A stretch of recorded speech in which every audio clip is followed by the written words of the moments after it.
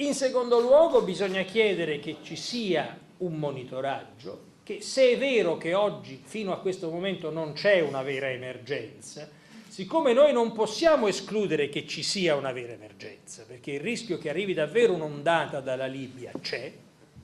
che Gheddafi potrebbe usare quest'arma, allora io penso che convenga non litigare con l'Europa, non insultarli, perché lì c'è il cartellino rosso se li insulti, non è come in Italia dove si può fare tutto, e chiedere all'Europa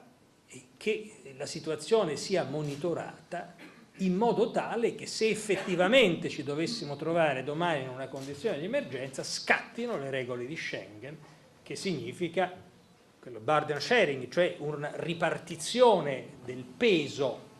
tra i diversi paesi europei. Ad oggi non c'erano le condizioni per chiederlo, quindi io voglio dire, a mio giudizio era chiarissimo che l'esito non poteva che essere negativo, perché il governo italiano non c'erano le condizioni e non avevano le carte in regola per chiederlo, però prima di uscire dall'Europa io chiederei che si attivi un monitoraggio europeo perché se davvero ci dovessimo trovare nell'emergenza scattino le regole comuni.